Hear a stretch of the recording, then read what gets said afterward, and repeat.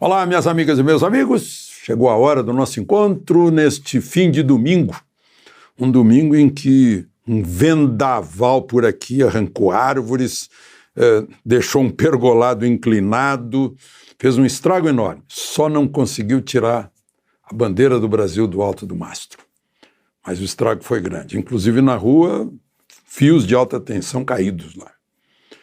Bom, num dia como hoje, em 1895, nasceu o Barão de Tararé, o Aparício Torelli, na cidade de Rio Grande. Ele criou o jornal, havia no Rio de Janeiro o jornal Amanhã, aí ele criou um jornal chamado Amanhã. Na ditadura Vargas ele foi preso, em outra ocasião em que ele falou sobre a revolta da Chibata na Marinha, ele foi sequestrado e espancado. Depois ele escreveu na sala dele, Entre sem bater. Esse era o Aparício Torelli, o Barão de Tararé. E Tararé é a batalha que não houve, né? Todo mundo imaginou que seria uma grande batalha na entrada de Vargas, no estado de São Paulo, na Revolução de 30, mas nada aconteceu. E num dia como hoje, em 1943, a bordo de um navio americano, o USS Humboldt, que era um navio que dava apoio para hidroaviões americanos que cobriam a costa brasileira. Encontraram-se o presidente dos Estados Unidos, Roosevelt, e o presidente Vargas, lá na foz do rio Potengi, em Natal. Ali ficou acertado a participação do Brasil na Segunda Guerra Mundial. Esse mesmo navio depois deu cobertura na Conferência de Casablanca, no Marrocos. Então, vamos à conversa de hoje. Não esqueça de juntar-se a nós, se inscrevendo, se ainda não fez isso, e ao final de deixar o seu gostei ou não gostei.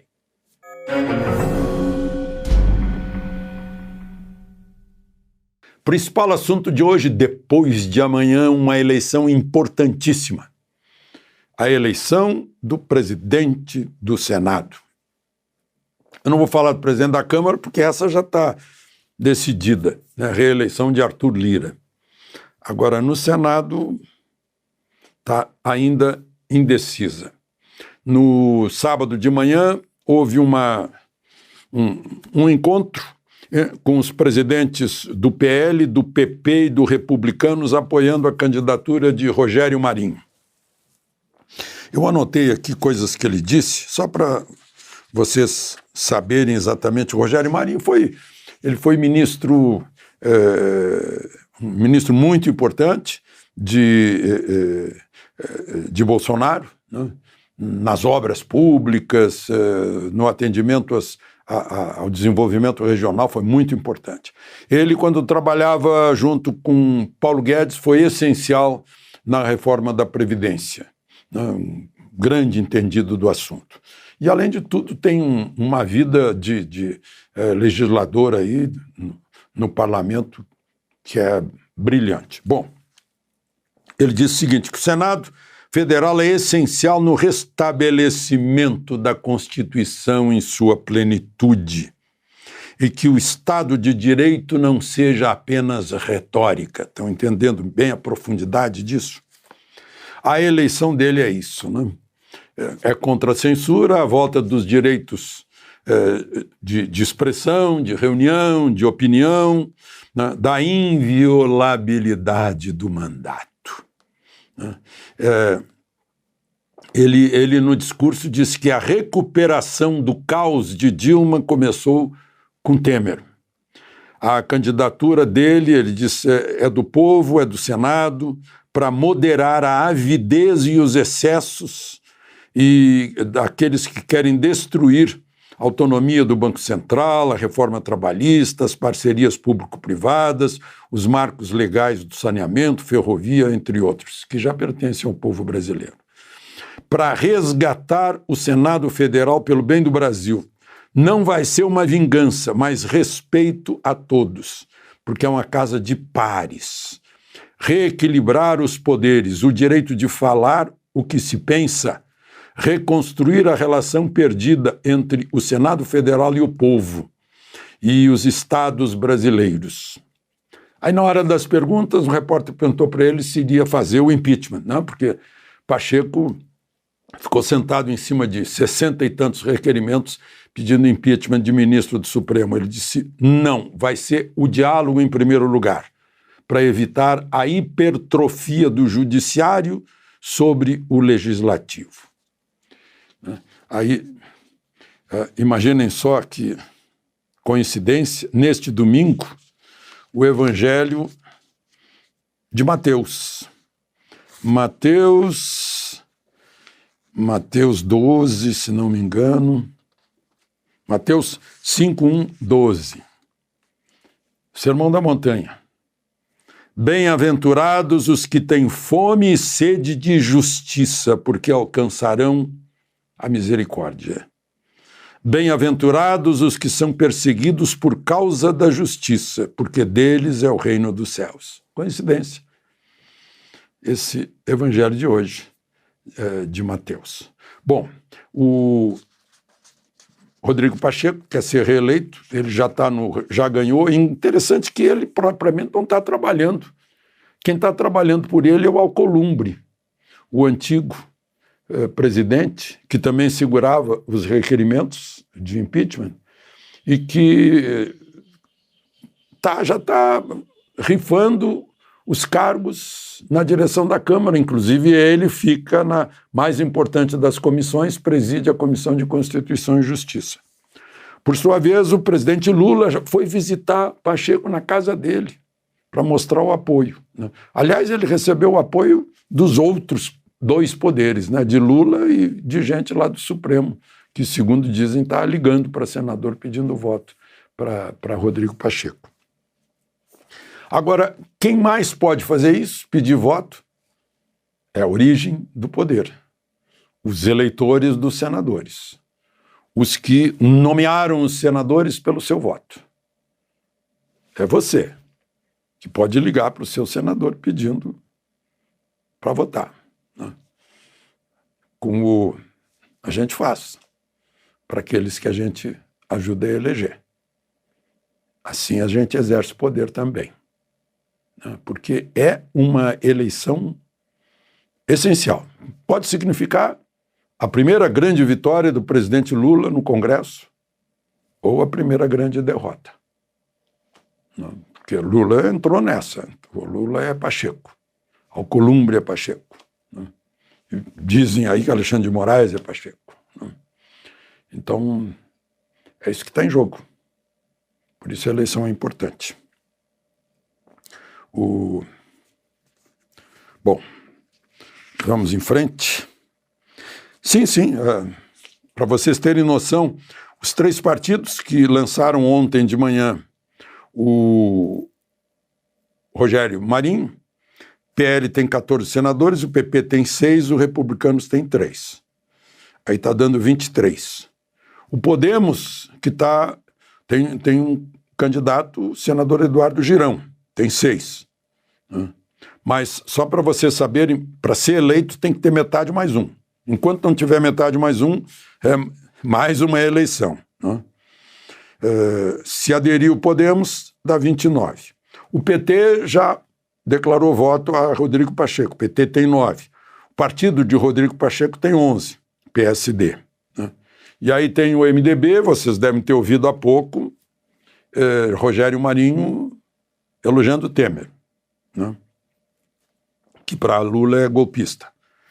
Tem o União Brasil com 10 também, né? Que pode ser importante aí. Então, é tudo isso que está em jogo. Vamos em frente. Vejam só,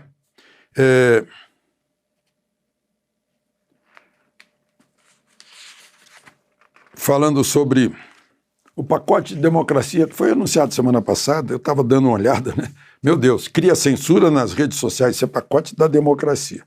Cria censura nas redes sociais, cria crimes políticos, estabelece o que não pode ser dito, tal como nas ditaduras fascistas e comunistas. Temos isso, então. Eu fico interessante, né? Vocês já observaram? Eu hoje, na saída do Mosteiro de São Bento, comentava lá, falava sobre Inquisição. Na Inquisição, os juízes da Inquisição que condenavam as pessoas à fogueira não eram os ofendidos. Notaram a diferença?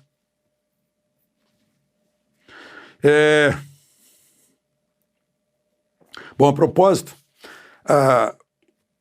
um grupo de advogados de índole totalitária e censora tentaram impedir que 11 deputados recém-eleitos tomassem posse. Foram correndo ao ministro Alexandre de Moraes. O ministro Alexandre de Moraes perguntou para a Procuradoria, porque o autor da ação é a Procuradoria. E a Procuradoria disse que não tinha ação nenhuma a fazer, que eles já são invioláveis desde a diplomação. Aí foi arquivado. Não tem mais a história contra 11 deputados, entre os quais está o Nicolas, lá de Minas Gerais, um dos mais votados do país. Bom, quando eu disse, né, primeiro pedido de impeachment contra o presidente Lula, por causa daquele...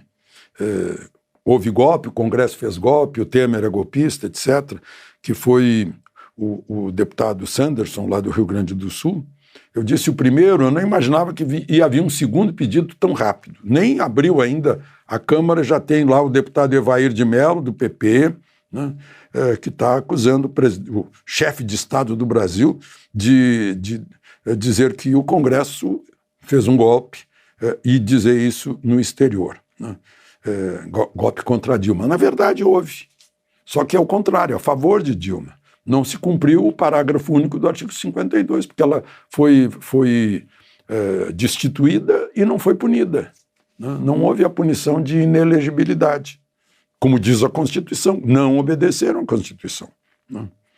Então, de certa forma, houve um golpe, mas não nesse sentido. Bem, Gente, eu queria falar uma coisa. Saiu até no editorial do Estadão, o pequeno Uruguai deu uma lição para outros países da América Latina, lá nessa reunião dos países latino-americanos e do Caribe, lá em Buenos Aires.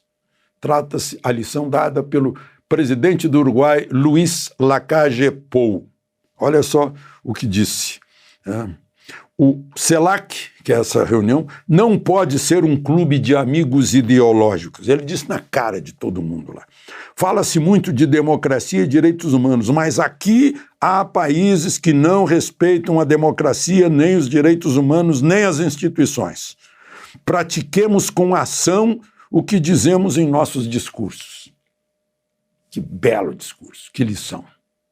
Estava se referindo, em princípio, a Nicarágua, Venezuela, Cuba, evidentemente. Né? Beleza. Luiz Lacalle Pou, presidente do Uruguai. Um exemplo de voz pela democracia no subcontinente latino-americano e do Caribe. Mudando para o esporte um pouquinho, vocês lembram do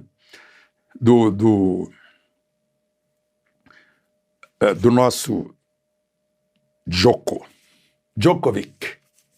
Foi impedido lá no Open australiano, torneio Australian Open. Foi impedido, foi deportado, né, porque não estava vacinado. Ele voltou e ganhou todas. Saiu de lá campeão, no mesmo torneio, nesse ano. Foi lá e deu troco, sem medo, né? Sem medo de morte súbita. 10º título lá. E para encerrar, gente, depois de 8 anos com déficit nas contas públicas, o Brasil fechou 2022 com superávit de 54 bilhões. De Brasília, Alexandre Garcia.